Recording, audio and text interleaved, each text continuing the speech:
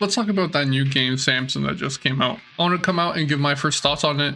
Now, as a disclaimer, I'm recording this on the same day that it came out on Wednesday, April 8th, and most likely I'll be posting this sometime in the evening on the 10th. So I just wanted to throw it out there to let you guys know these are my very early impressions of the game, and my opinion could be different by Friday, so look in the pinned comment because I'll definitely post one there. Now, Samson is what I would consider a semi-open world mission-based game. You are able to explore this open area, which is all in this densely built city, and I think they did a pretty good job making it feel tight, compact, and with things around for you to find. Now, by no means this is a collectathon game. I just mean from what I've seen, there's certain NPC encounters that are pretty cool and unique, and they seem to be dynamic of when they happen. To give a quick example, there was one time when I was doing a mission and there was this lady trying to sell something to this dude.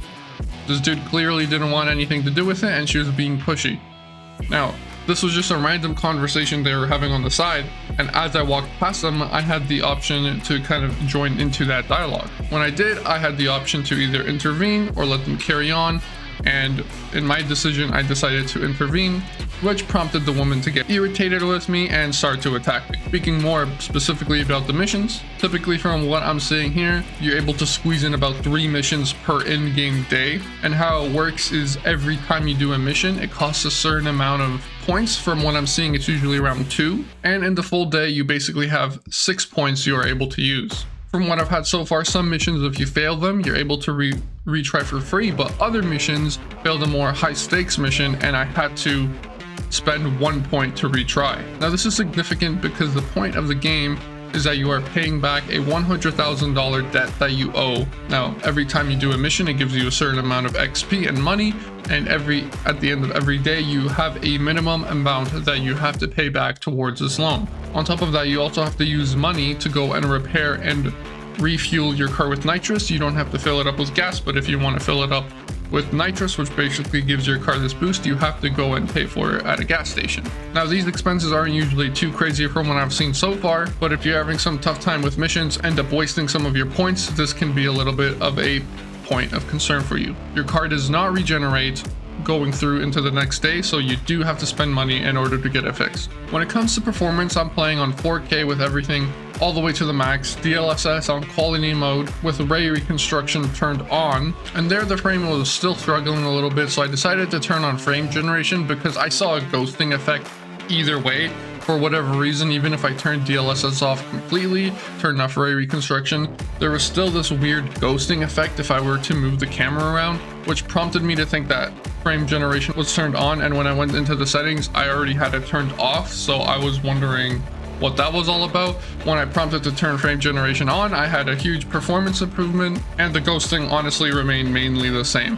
Personally, I find the game to be pretty janky with the driving and the combat. There's a lot of times where animations will clip strangely. I will clip through the enemy, or the enemy will clip through other enemies, and there's a lot of this weird jank. This can be a little bit frustrating sometimes.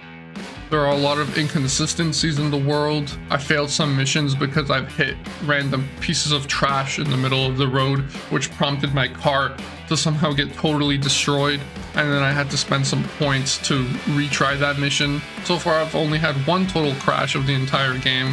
And yeah, overall, the combat and driving just sort of feel strange and as if not fully polished out, which I don't think it is. Nevertheless, so far, I think the voice acting and performances are pretty solid.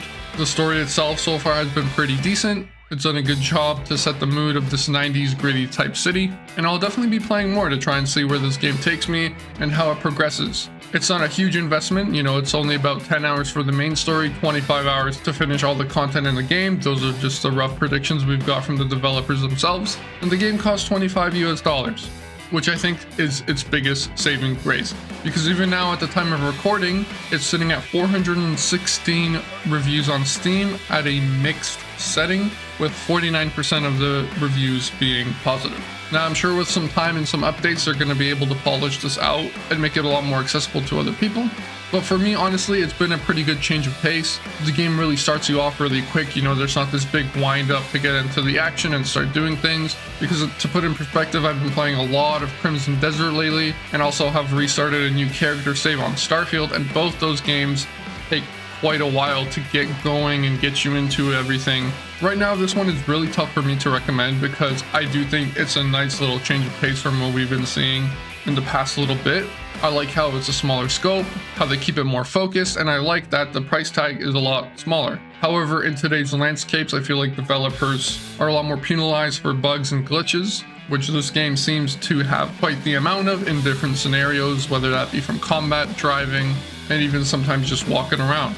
I would say if you've got, the 25 bucks to spare, you could pick it up. If you're a little bit more sensitive to jank and bugs and glitches, it's totally fine and understandable, especially with how demanding certain games can be with your time and how valuable your money is. In that case, I would recommend that you stick around, follow the game on Steam, and try to follow any updates. If you guys have picked this up, let me know. I'd love to know. And like I said, these are just my early impressions, and I'd like to thank you guys for watching. Be sure to like and subscribe. It really helps me out a ton, and I'll see you guys on the next one.